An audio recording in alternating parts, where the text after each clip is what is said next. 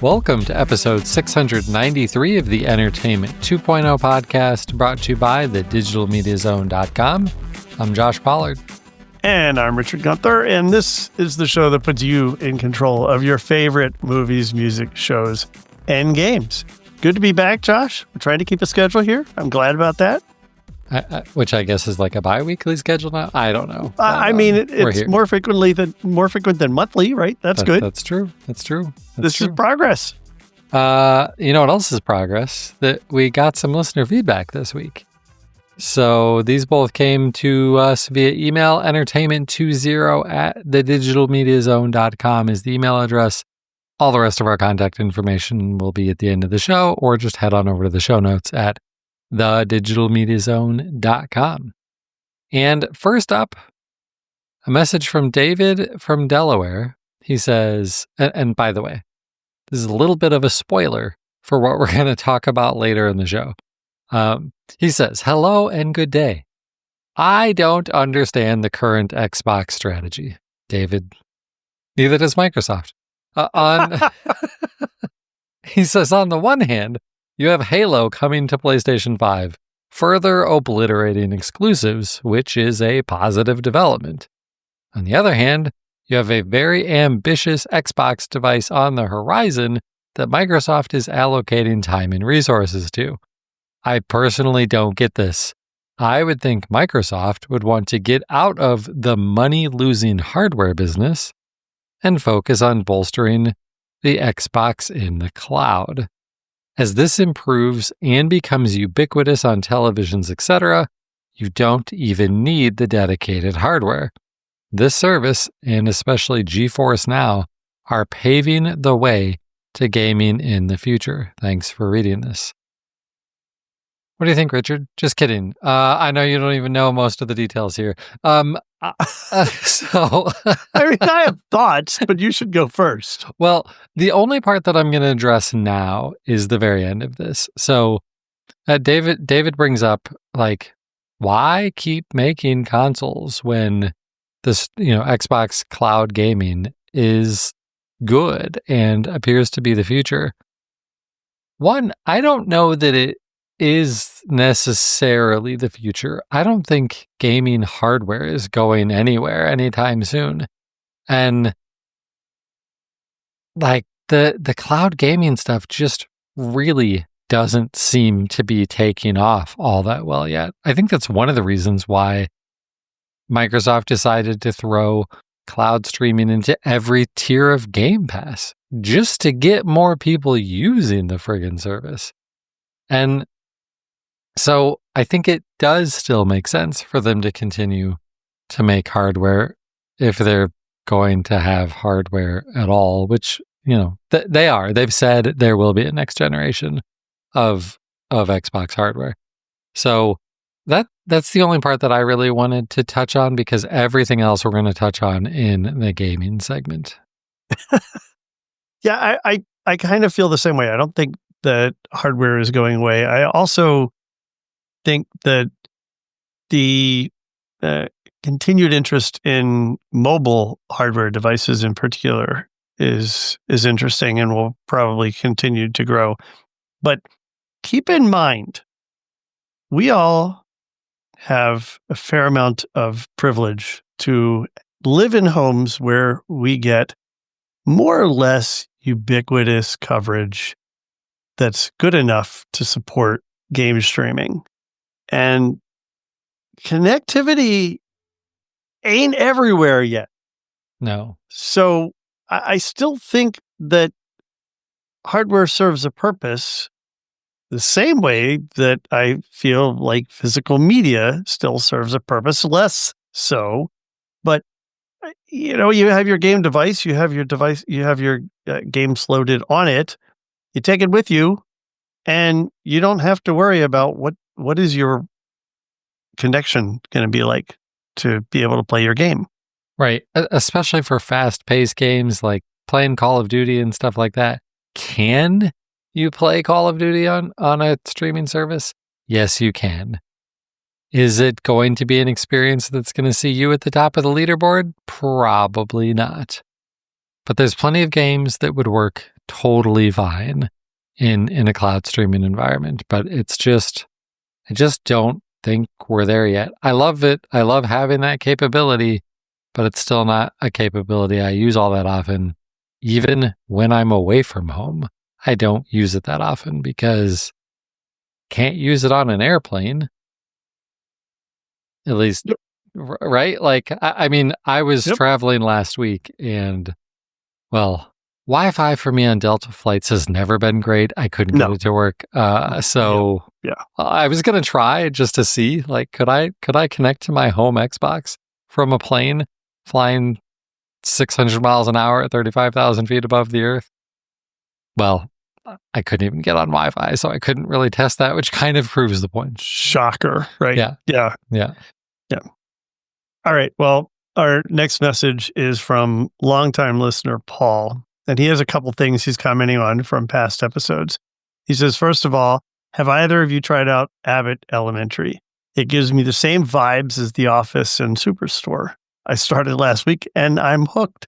And it follows the 20 plus episodes per season model, which you don't see a lot of nowadays. Yes, I love this show. And in fact, I'm going to talk about it because I started season 5. We'll revisit that in our entertainment centers later. I talked about watching a Nate Bargatze. I really don't know how to pronounce his name. I hope that's right. Special on Netflix, and Paul agrees. He says, I love this guy. I've been to 2 of his shows. He would be fun to see in person. He is a very funny guy. Paul also had some thoughts on the Pixel Buds Pro. He said he loves his, but he's constantly being told that he has terrible microphone quality, like since he's ever had them. And he's had the same experience with the Pixel Buds. Sounds like he's far away or he set his phone down, even though they're right in his ear. Now, you haven't had that experience, have you, Josh? No, that is the experience that I'm getting with the right one, the one that I've been having problems with. He's describing exactly the situation that I'm having. But that's a new development. That is not how they've always been. I also have a coworker who has the first generation Pixel Buds Pro, and those also sound fantastic. So I don't know, maybe he got bad ones, but he's saying this happened on the regular Pixel Buds too. So yeah, I don't know. I don't know what to tell you. Now, Paul thinks I should spend some of my available Audible credits on a book recommendation he made called Dungeon Crawler Carl. I looked it up. It's not my genre. Definitely not my genre. I appreciate the recommendation, but I'm going to pass on that one. He also asked if we'd seen the trailer for the new Predator Badlands movie. And yes, I have. And it looks pretty cool. He says it looks like a continuation of the Alien series that we talked about a little bit while ago. He says it's in the same universe and it has the same synths in it. So, kind of interesting. I will probably watch this, but I couldn't get my partner to watch the last Predator movie, which was animated. He was not really into it. And so I don't know if I lost my Predator points now. I'm not going to be able to get him back into this, but I'll try. We'll see. If not, I want to watch it because it looks cool. Yeah. Sometimes I feel like, well, I was going to say it would be so much more beneficial if you and I lived close to each other because then we could go see movies like this together. Yeah. But you don't go to the movie theaters either. So I guess that wouldn't really be helpful. Well, part of that is because I don't really know that many people that want to go to movie theaters. And I mean, there have been a bunch of things that I've wanted to see in a theater. And I don't know. I enough to just like go on my own sometime. I don't know. I've considered it a couple of times. I don't mind doing that when I travel, but when I'm home, going into a theater alone, I don't know, feels kind of lonely. I mean, You're ignoring the person sitting next to you for the I next know. 2.5 hours anyway. Totally. And that's my justification when I'm traveling. I'm like, well, I mean, I wouldn't be talking with anyone anyway. So, or at least I shouldn't be. Right. Everyone else. Right. Exactly. All right. Well, thank you for these suggestions. All good. Appreciate it, Paul. And David, thanks for writing into us. And I think you mentioned where people could do that, but you can do that by sending messages to entertainment20 at thedigitalmediazone.com. Indeed. So let's jump into the news. Stop me if you've heard this one before. CNN is launching a new standalone streaming service. How many times is this now? Is this at least the third one? I don't know. I've lost track. I don't know. This time they've got it solved, I think. They at least have come up with a new name. It's called CNN All Access. And it does sound like it indeed gets you all access to all of their stuff, right? Mm-hmm. So the main thing, of course, is can you stream CNN? They do give you something called CNN Stream as part of CNN All Access, and that is a live linear CNN stream. Is it identical to what's on your cable feed right now? I'm not positive. I saw conflicting information about this. Yeah. But it does look like it has all of the shows that you would normally be watching on CNN at roughly the same times. So it's got to be pretty close. And the thing that makes me think that it likely is this next point, which is that cable customers that get CNN get free access to it. Right.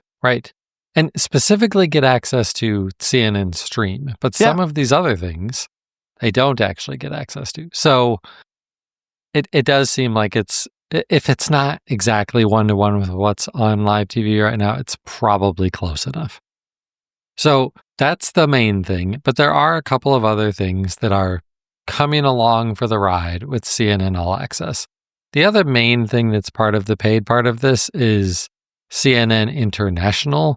That is also a live feed, but it's only a live feed from 9 a.m. to 5 p.m. on weekdays, which is a little bit weird, but... That is probably a licensing thing. If I remember correctly, I think the international feed comes from different places at different times of the day. So it may be that this is where it's coming from Atlanta. So that's how they can do this licensing-wise. Yeah, that would make sense. There are also two FAST services, FAST standing for Free Ad-Supported Television. One is a service called CNN Headlines, which is really just a curated news feed that will always be available. There will, of course, be ads during all of that. Not to be confused with CNN Headline News, rest in peace. Correct. It's definitely not that. This reminds me more of like what CBS News offers, ABC News offers through their free streaming apps, where you're seeing stuff that's relatively recent, but it's not actually live typically and stuff like that. And then there's also a free ad-supported channel, you might call it that is called CNN Originals, and this is for their long-form shows, so things that are branded under CNN Originals and CNN Films will show up on that service, and again, that is ad-supported. So, if you want CNN All Access, the price, I think this is a pretty decent price. I think $7 a month or $70 a year. Do you think that's a fair price? I mean, I'm not paying it. So I think we've missed a big piece of this, and maybe it's assumed, but this is also providing direct access to content on demand. So it's not just all linear content, right? It's their library of content on demand. That's really what you're getting when you pay into this, as well as these linear streams or fast channels. Right. Yeah. I guess I left that part out. And that's where the value is, right? I want to go watch this series, or I want to go watch this specific movie on demand. That is what people might be willing to pay around $7 a month for. Not me. I mean, I think $7 a month for a news channel with some other ad-supported stuff, not exciting. Whether it's the news channel I want to listen to or not, it's just, I don't see that much value out of it. But that's me. Yeah. Yeah. I mean, clearly there are plenty of people out there who want access to 24/7 cable news sort of stream. And this gets that for you. Like, if that's really the only reason you've got cable TV, then this is going to save you a boatload of money. Yeah. I was going to kind of compare this to the Fox offering. Fox One gives you access to live streaming of Fox News, but I also think that there's very few people who are cross-shopping those two. Like, most people have probably made up their mind whether they want Fox News or CNN. And so if you want Fox News, you probably don't care that Fox One is $20 a month and CNN is $7 a month. Well, although I always thought that price was ridiculous. I mean, right. We talked about that when that was announced. That just never made sense to me. And I'd be really curious to find out how that's doing. Yeah, that would be very interesting. So there you go. CNN available now for $7 a month or $70 a year if you want it. So let's talk about a bundle. The bundles of streaming services are really starting to get interesting, and I think this is a particular interesting one, assuming you're at all interested in both of these two services. So you can now get a bundle that includes Apple TV and Peacock. And there's two versions of this because there are two versions of Peacock. There's Peacock Premium, which is the one with ads, and there's Peacock Premium Plus, which has almost no ads. If you want the one with ads, it's $15 a month. If you want the one with Premium Plus and, almost no ads, it's $20 a month. Which both of those sound pretty good, don't they? And so let's do the math and look. Okay, so how much is Apple TV regularly? $13 a month. Wow, that sounds pretty good. Let's remind people how much Peacock cost. Regular Peacock Premium, $15 a month. Premium Plus, $20 a month. If you do the math there, and I'm not a math whiz, but that sounds like you're basically getting Apple TV for free. For free! Right? That's what it looks like to me. That seems pretty good. That seems better than any of the other bundles that we've really talked about. Yeah. Yeah. I mean, that's kind of amazing. And I'm really surprised by this because Apple has raised their price pretty significantly since it first came out. If you remember, it came out, I think, at about $5 a month initially, or right. $6, something really inexpensive. And so they've more than doubled their price from when they launched. And I know a lot of people have had a hard time stomaching that. I'm not saying this is an admission that might have been the wrong approach, but I do think it's interesting that they're kind of playing in this race. It's not a race to the bottom, but playing in this bundling game to make their service a little bit more attractive. Yeah. I'm sorry, I'm slightly distracted because this almost seems like too good. I'm double checking myself because I'm wondering if I even have this correct. Is it possible that we're linking to The Verge, that maybe they got it wrong? So I'm double checking. What does Peacock actually is this right? It gets confusing because of the monthlies. Okay, it's not exactly right. The Verge got this a little bit wrong. It's still a really good bundle. Although I do wonder if maybe these are intro offers, because on the Peacock website, it has Peacock Premium at $11 a month and Premium Plus at $17 a month. Now, that's still a really friggin' good deal. So, I mean, I would still be good with that. Yeah, so you're paying $2 or $3. I mean, right? That's pretty amazing. Yeah, that's still less than what Apple TV cost when it launched. Yeah. And, you and I have talked about all the cool stuff that we've watched on Apple TV over the years. I think we've talked about the Formula One deal that they've been... Did we talk about the Formula One deal? I don't think we did.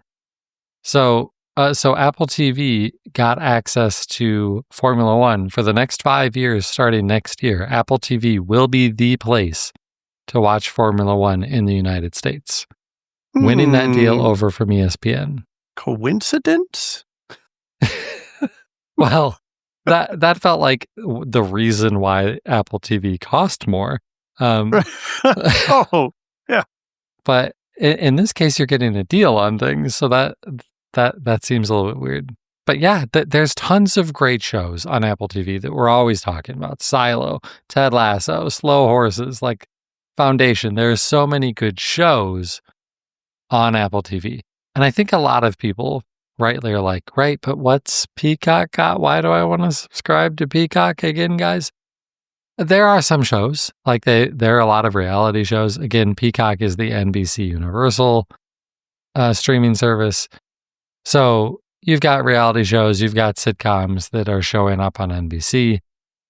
They've also got some pretty good sports offerings. They've got racing, they've got soccer. There's a lot of good sports content on Peacock also. And if you're a soccer fan, this might be a particular interesting bundle for you, because Apple TV has already had the MLS subscription and Peacock has English Premier League. So is that every single one of the major soccer leagues? No, but it's two of the biggest ones that Americans are probably the most interested in. So this just looks like a sweet deal, and maybe the best streaming bundle we've seen yet. And the other thing to remember about Peacock is that's where you can get amazing coverage of the Olympics. They did such a good job with the last Olympics, and we are just 3.5 months away from the Winter Olympics. Right, the better ones. Are my favorite. Yes, correct. The Winter Olympics are superior. Yes. Correct. Yeah, so there you go. Sign up for an Apple TV and Peacock subscription. Now, you might be wondering, but what if I have Apple TV through, is it called Apple One? The Apple One subscription? Yeah. If you have Apple TV through that, you can't exactly do this bundle because you're already in a bundle, and bundles within bundles gets a little bit too confusing for most people. So instead, if you've already got the Apple One bundle and you want Peacock, they will give you a 35% discount on Peacock. Not nearly as good as this, but still better than nothing, especially with the Olympics coming up. Yeah, nice. Okay, so that's great news in the streaming space. The bad news in the streaming space is yet another price increase. And this time, it's from Richard's favoritely named streaming service, HBO Max. Newly renamed again. Yes. Yes.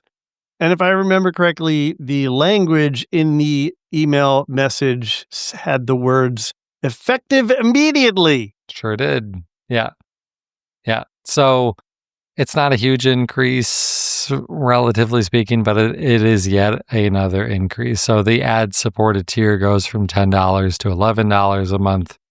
The HBO Max standard tier goes from $17 to $18.49 a month. And then the premium tier, that's the one that gets you 4K and all of the goodies, goes from $21 to $23 per month, which makes it $3 more expensive than the Apple TV and Peacock bundle. Just to loop that back to the previous story for one service. it's roughly a 10% increase on each of these. I mean, a little bit more than that, but it, you know, I don't know. Service is going to increase prices. It's continuing to happen. I will talk about this a little bit in my entertainment center stuff, but I remember when we used to play the game, what would you pay for HBO as a streaming service? Yeah. And I think at the time it was $15. I think that's what I was willing to pay.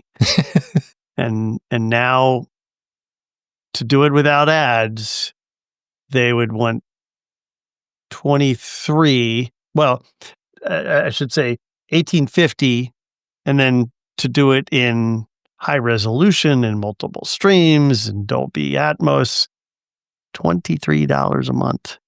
Oof. Yeah. Oof. It's getting up there. The big boys charging a lot. Netflix, HBO, they're all getting pricey. Disney, yeah, they are all getting pricey for sure. So, more reason to continue to look for the bundles. Exactly. Right? Exactly. And to not have all of them at once, because you're probably not actually watching all of them at once. Pick a couple and then cancel them and switch.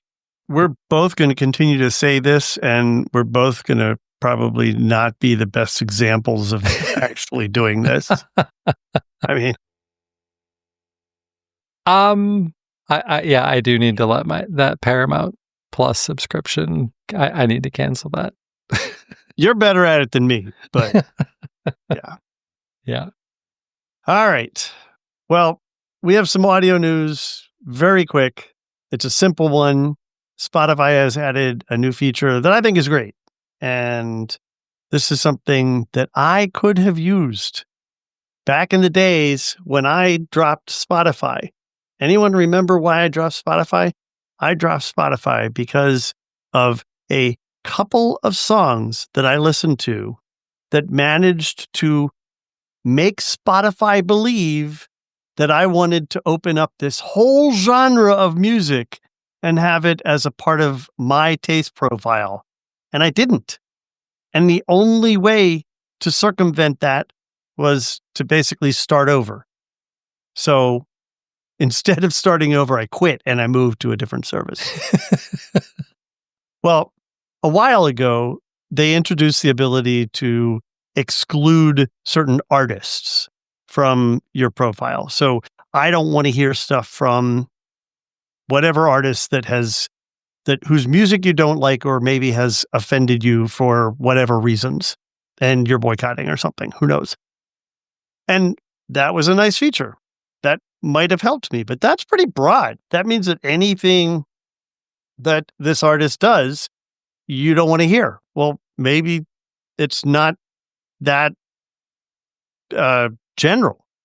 So they've added the new granular feature to let you exclude specific tracks from your taste profile. And what that is supposed to do is ensure that you hear that song or those songs that you have excluded far, far less if they appear in any playlists or any recommended music or anything like that. Now, it may come up randomly, but it won't be included in something because it's a curated playlist for you based on your tastes. And that's, I think, a really smart thing. This one feature, if they had this 6 or 7 years ago, would have kept me from switching services away from Spotify. So are you thinking of coming back now? No, I am so entrenched in Apple Music. No. It's almost Spotify Wrapped season. Yeah, well, all the services have something like that now. That's true. We'll see how early in the season. It's just like when Christmas decorations go up in stores. How early in the season does each service have their end of year wrap up sent out? Last year there were some that were coming out in November. It was crazy. Yeah, I think Spotify Wrapped is in November. Yeah. I think. That's not my year. Yeah. Well, I mean, as long as it's always in November, then it's always a year worth of listening. like a fiscal year. It's just shifted a little bit. Right. It's my music year. I wonder if it's in November so that they maybe just don't include December so that it doesn't include all of the Christmas music for people. Oh, well, that's actually probably the only smart digital accounting or accounting of digital Christmas music that any of their services has done, because I still get Christmas music showing up in my normal recommended music on my services, which is just nuts. Right. There's absolutely no good reason for that. You might be celebrating Christmas in July, Richard, and they're just trying to help out. Yeah. Yeah. Probably not. Okay. Let's move on to the gaming segment that we had teased a little bit earlier with the message from David. So we've, to bring you up to speed, we've had the launch of the Asus ROG Xbox Ally and the Xbox Ally X. I think I have all of those names correct, which is amazing if I actually got all of those words in the right order. That thing's pretty cool, but it's expensive, especially if you want the nice one. It's $1,000. But it introduced a new gaming experience on the handheld where it boots, like it is still a Windows PC, but it boots straight into an Xbox optimized experience. Is it perfect? No. But is it super flexible? Absolutely, because it gives you access to your Xbox games and Steam and Epic and whatever other library you want to install on your Windows PC. I'm looking forward to getting that on my Legion Go at some point over the next few months because I think it's really cool. Some of the other news that's come out recently, just this week, and David alluded to this, Xbox announced they're remaking, for at least the second time, I think the second time, the original Halo game. They're calling this one Halo Campaign Evolved because it's only the campaign. They're not including multiplayer. Completely remade in Unreal Engine 5. It's coming next year. And the news that surprised people who I think weren't paying attention, it's going to launch on PlayStation. And maybe the slightly surprising part is it will launch on PlayStation 5 the same day that it launches on Xbox. So it's not even like a timed exclusive for Xbox. And when they announced this, they also said, oh yeah, and all future Halo games, we're going to launch those on PlayStation also. So that leads us to this place where everybody starts freaking out. What's even the point of Xbox anymore? Are they going to make consoles anymore?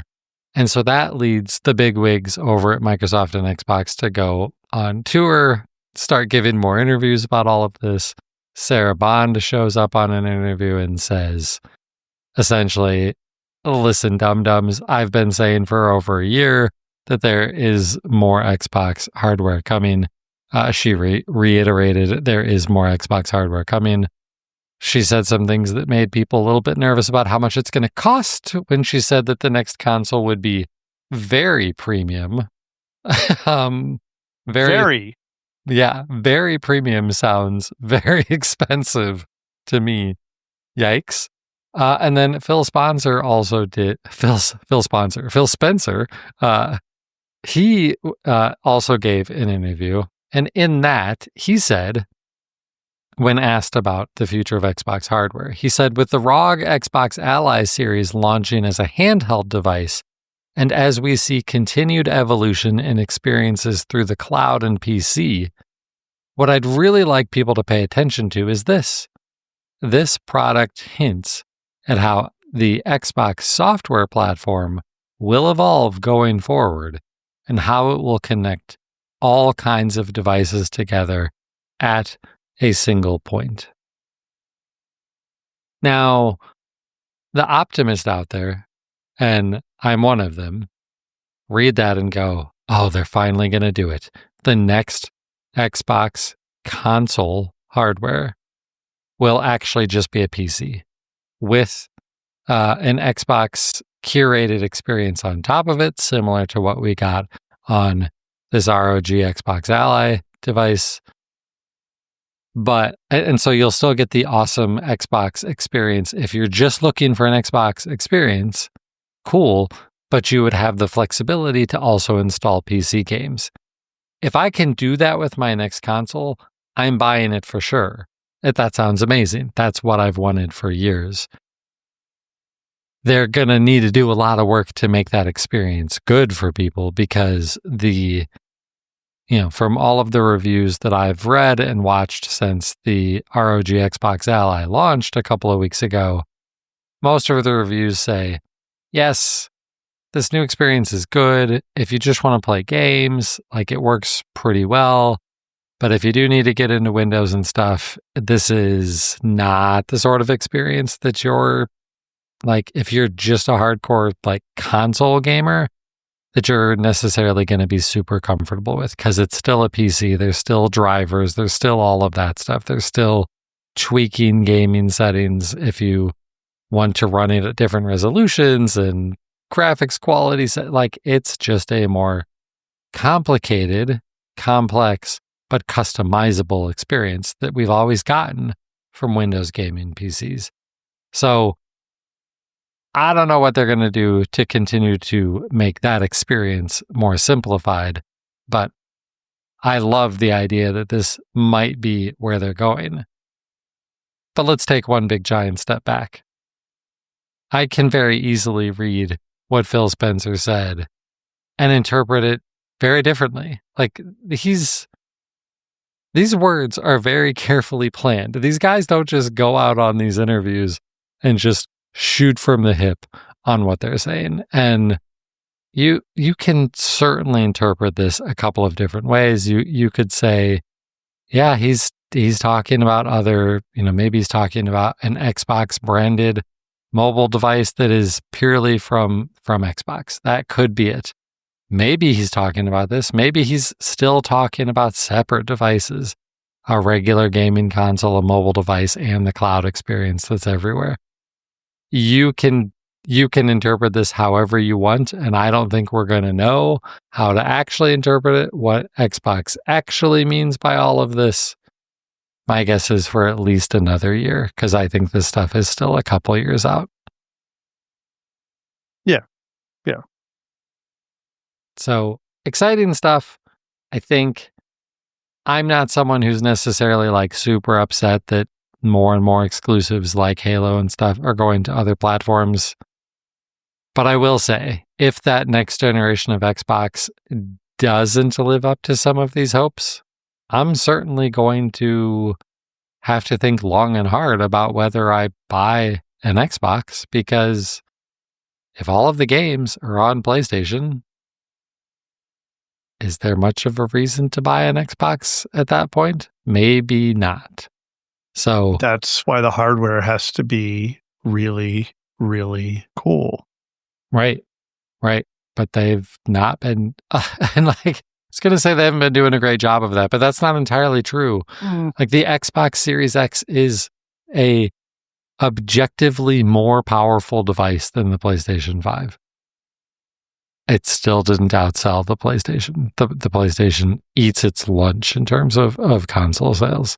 So I don't know. We'll have to wait and see. I really don't think we're going to hear any announcements until at the very earliest next summer, but I think it's probably even further out than that. All right. That's it for our gaming news, all of our news this week. So, Richard, what has been going on in your entertainment center? Let's go back to HBO Max, should we? Absolutely. So, we were talking about the price hike. And you may remember me mentioning that when I went to T-Mobile, that I lost my free access from AT&T to HBO Max. Well, turns out I was not getting the premium version.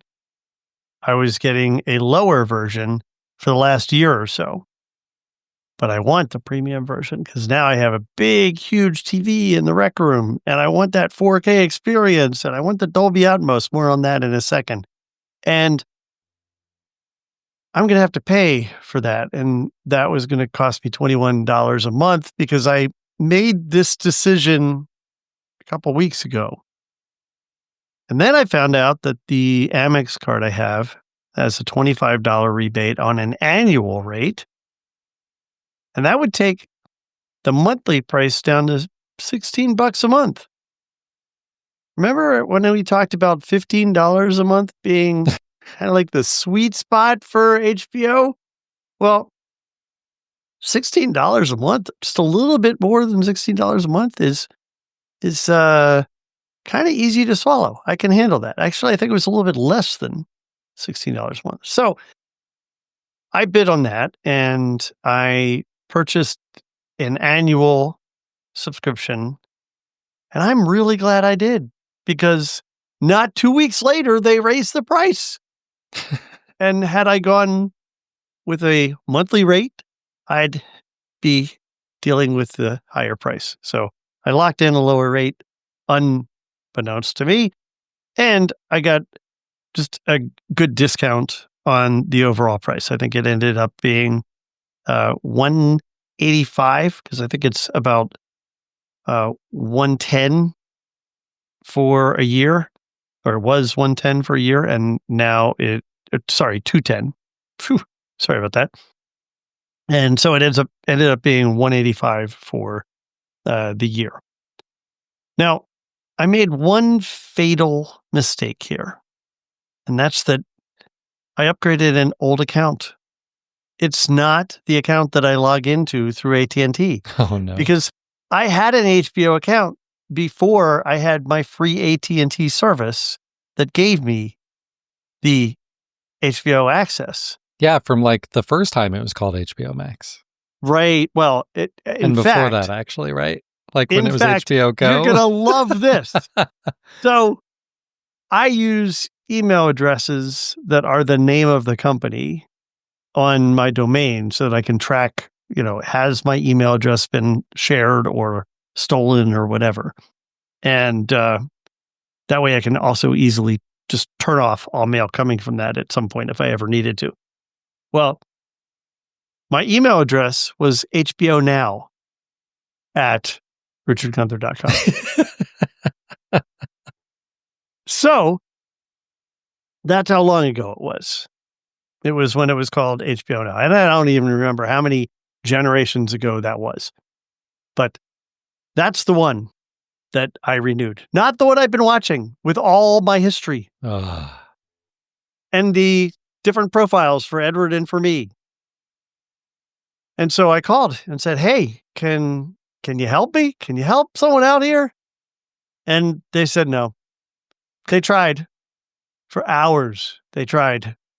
But ultimately, after multiple calls on hold with multiple people, the bottom line was, nope, can't do it. Sorry.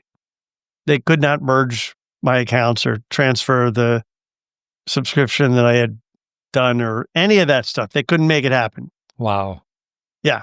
So I have a brand new, spanking clean, no history HBO Max account that I have to re-log into on every device, which I'm really excited about. But hey, I have HBO Max. Now, I mentioned Atmos. Why did I mention Atmos, and why did I say I'd get back to that? Because I was watching a movie downstairs in the rec room, and it was a big movie. It was Superman. That's a big movie. It has a lot going on. There's stuff all over the place, and I'm listening to it from my TV speakers.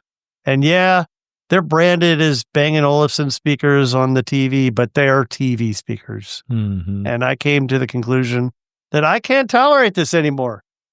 I need surround sound. I need real surround sound. So I ordered myself an ARC, 2 Era 300s, and a subwoofer from Sonos using the last of my 30% upgrade discounts that I had available. And they should be arriving. Well, they were supposed to be here today, but they're not. So I guess tomorrow? Nice. Very nice. Then I should have a form of Atmos down in the Rec Room, which I'm very excited about. You're going to have to do the subwoofer crawl. I've never done that before. Really? Yeah. So we should explain this to people. So especially if you only have one subwoofer, like the sound from subwoofers, it is a very low frequency, which means it is very wide sound frequency bands. And it will sound very different in very different parts of the room.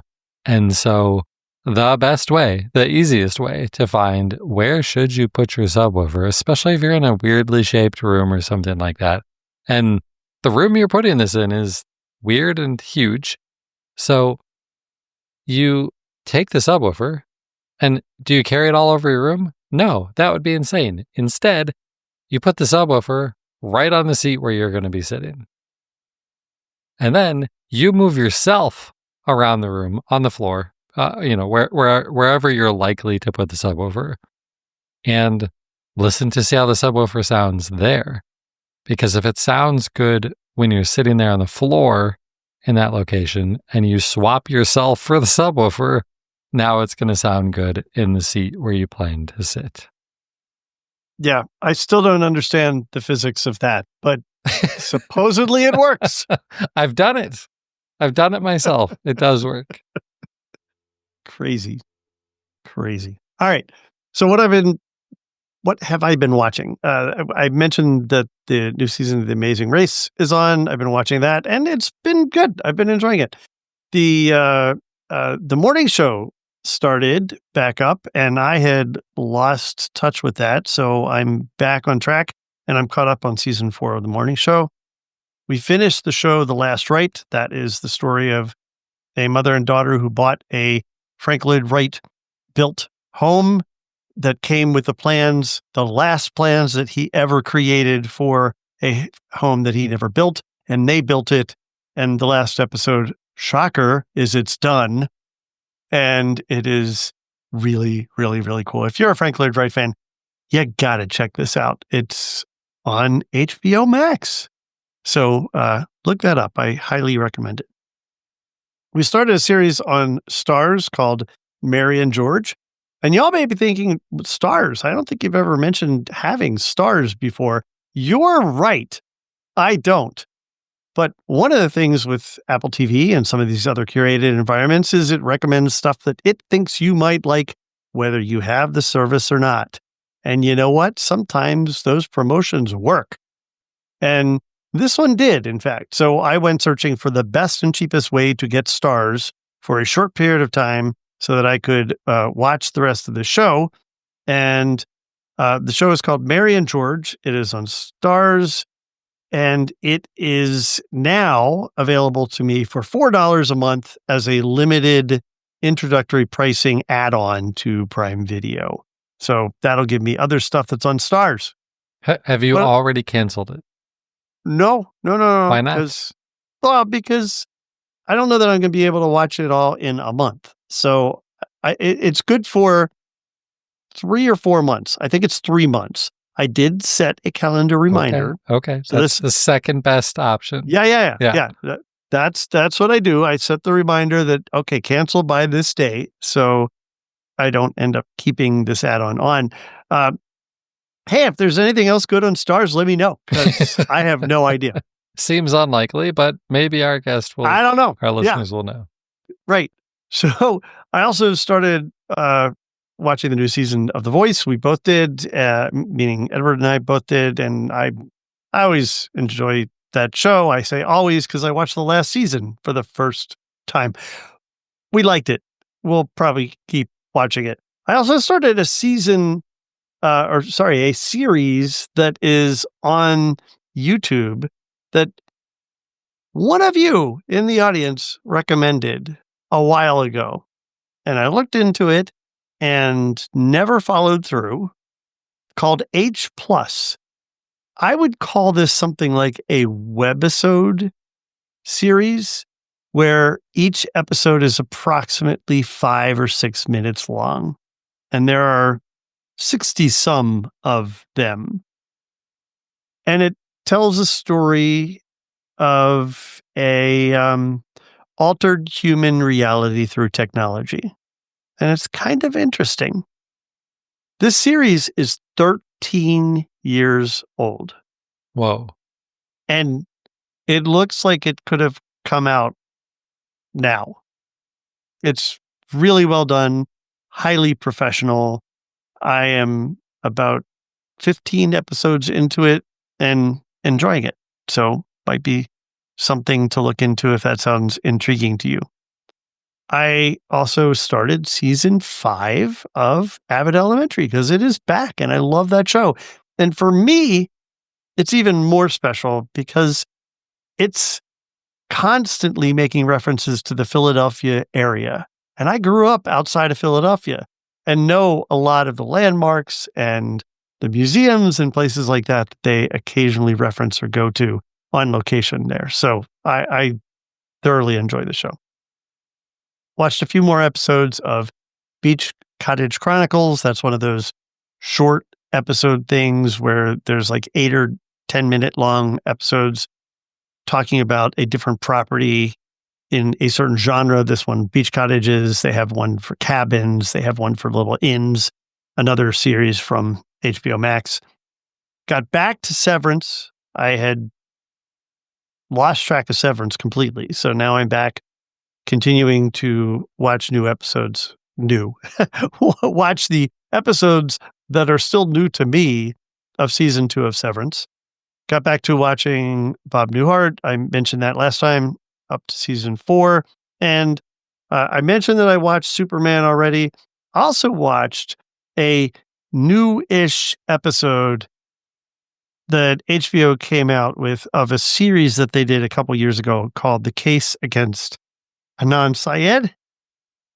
And I don't know if everybody's familiar with this, but this is a kid in Baltimore, fairly close to here, that was, he was accused of murdering a classmate and spent 23 years in jail for it. And he was exonerated because they didn't have a good enough case or any actual, like, real evidence.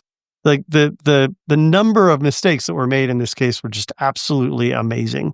So they did a follow-up on this, calling it episode 5.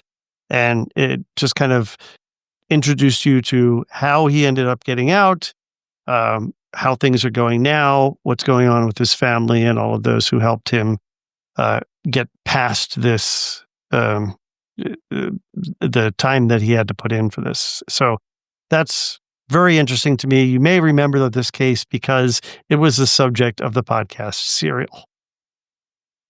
Speaking of podcasts, I am still weeks behind on podcasts. I have so many podcasts. I think there's over 100 episodes in my podcast queue. I don't know how I'm going to catch up. Oh, Richard. I know. Crazy. Anyway, okay, that was a lot. That was me. Josh, what's going on in your entertainment center? So I actually have games and movies and TV and a book. Like I don't always hit every category. This time I did. I'm going to start with games. Still working my way through Crisis Core Final Fantasy VII. I think I'm through chapter 6 of 10 and a bunch of the side quests, still enjoying that. It's weird, but it's good.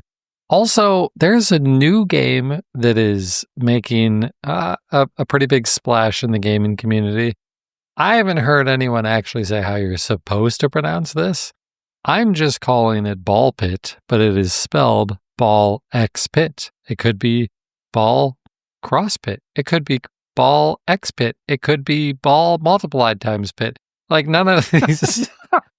I doubt it's any of those. Ball by Pit? The ball that by doesn't Pit, make sense. right? That doesn't make sense either. Yeah. This is okay.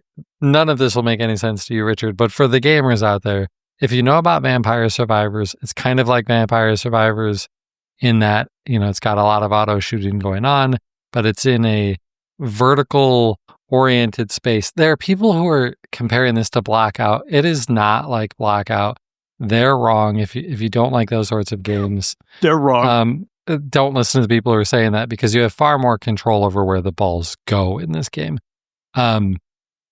It's one of these very addictive vampire shooters. Vampire Slayers? Wow, now I've completely forgotten the name of that vampire game. It's very much like that, and it's very addictive. It's also on Game Pass, which is why I've checked it out. It's also Xbox Play Anywhere, which I love, which means I can play it on my Xbox and on my Legion Go with cross progression, all of that stuff. It's great. Check it out. Even if you don't have Game Pass, it's only $15. So, Vampire Survivors. If you liked Vampire Survivors, maybe take a look at Ball X Pit. That if you're going to Google it, that's what you should Google. On movies, I have a really good friend that I podcast with who has a Plex server, and I attempted to watch a movie called Now You See Me on his Plex server, but his Plex server just doesn't work. So, I'm assuming you're talking about me. That sounds Correct. a whole lot like my Plex server. It does sound a lot like your Plex server, doesn't it? And do you happen to have this movie? It's called Now You See Me. I do. Yeah. Your Plex server didn't work, so I paid to rent this movie instead. And Jen had seen something, because there's a sequel, I think maybe just came out or is about to come out. In 2 weeks. Okay. You really know. And so we watched the original one. This movie came out in 2013. This is not new. Nope. Starring Jesse Eisenberg, Mark Ruffalo, Woody Harrelson, Common, Morgan Freeman. It's got a pretty good cast. And it's about these magicians who sort of rob a bank. So it's like Ocean's 11 meets Magicians, and it was a really fun movie. We really liked it. Yeah, these movies are so much fun. So there's a second one. Yes. And I highly recommend you look for that too. Hopefully you won't have to rent that as well. But yeah, I loved these films. I can't wait for the sequel. Yeah. And so you said it comes out in 2 weeks. Does that mean it comes to theaters in 2 weeks? Yep. Okay, then we might just go see it in theaters. Because that was a really fun movie. Yeah. Yes, and I think the sequel is called Now You Don't. Is that right? Yes. Now You See Me, Now You Don't. Okay, cool. TV. Obviously watching some football.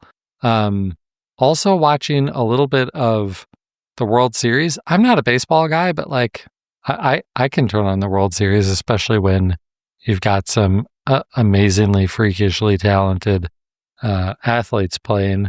I don't know baseball super well, but I was watching the World Series last night, and I'm kind of rooting for the Blue Jays, because why not? I'll root for the underdog. And Ohtani gets up to bat. The Padres are down by 1, and they show a stat, and it says Ohtani, who might be the greatest baseball player of all time, by the way, in his last 6 at bats, he is 6 for 6 with 4 home runs. And I'm like, I don't know baseball, but I know that those stats mean you should intentionally walk this guy. They do not intentionally walk this guy. And on the very first pitch, he hits a home run to tie the game. What are you doing? What are you doing? And then it led to one of the longest World Series games in history. That game took 18 innings and 6 hours to decide. Oh! And the Padres won. Oof. Just don't pitch to the super amazing guy. This isn't hard. I'm a hockey guy, and I know this. Oh, wow. That, first of all, that it's the World Series now was so off my radar. And then to hear that one of the reasons I dislike baseball is it was the worst it's ever been, which is the length of the game. They're usually a lot faster. They've done a lot to speed up the game. But if you're going to play 18 innings, you just played 2 games in one night, right? Yeah. So, yeah, it was insane. So, Yeah. And then books, I finished Forward the Foundation. I think I actually started Foundation, but I set that aside briefly because my book club is coming up and we are reading I, Robot. I was the one who suggested it. Everybody voted for it. Yeah. So I'm rereading I, Robot. That book is still like, it blows me away that Isaac Asimov figured this stuff out 70 years ago or something. Like, that book was old, and he was already thinking the things that we should all be thinking about AI right now. It's so good. It's so good. It is so good. And if you think you know the story because you watched the movie, you're wrong. Please read the book. It's completely it's completely different. The book is a collection of short stories, essentially. So, yeah, definitely read it. It's not super long. The super funny thing that I like about it, I'm getting the audiobook from my library, and it is a very old audiobook where it was a CD. And so wow, they left the parts in where it says, "This concludes disc 1. Please insert disc 2 or whatever." That's a riot. I love it. Takes me back to the good old days. Those weren't good. I didn't like having to swap CDs. No, not good. No. Remember DVDs that you used to have to flip? That was terrible. Man. Yeah, full screen on one side, widescreen on the other side for some of them. There were movies that like ended halfway through on one side, and you had to turn it over to watch the others. Yeah, okay. I know. I had to walk uphill both ways, whatever. Absolutely. Yeah, and back when it still snowed. Yeah, so anyway, that's going to do it for this week's show. If you'd like more details on anything we talked about or all of our contact information, all of it is in our show notes over at www.thedigitalmediazone.com. If you want to find us on social media, I'm still sort of on Twitter. Richard, I don't know if you heard this. The twitter.com as a domain isn't going to be around for that much longer. Maybe I did hear that. Maybe then I have to acquiesce and start calling it X, but I still hate that. So I've made a decision, and that is that I am no longer going to refer to it as Twitter because it is nothing like what Twitter was, in my opinion. This is my perspective on it. So I will embrace calling it X from now on. Okay. I think that's a good reason. Okay. I'm still on X at Josh Pollard. So is the website at DigiMediaZone. Richard can be found on Mastodon at Richard Gunther and richardgunther.com on Blue Sky. I'm also Josh Pollard on Blue Sky. That's really the place you should be looking for me. I don't really like to be on X. Woof. Really don't like to be on X. So, and then we're trying to do the video thing again. So we've got a bunch of people here in the live chat who have made this show so much more fun. You could be here as well. Normally doing the show around Tuesdays around 8:30 Not p.m. normally Eastern. at all, but we got it this time. 100%. Got it this time. Every single week, 8:30 p.m. Eastern on Tuesdays. Not normal at all. But that is going to do it for episode 693. He's Richard Gunther, and I'm Josh Pollard. Thanks for listening to Entertainment 2.0. Adios. Goodbye.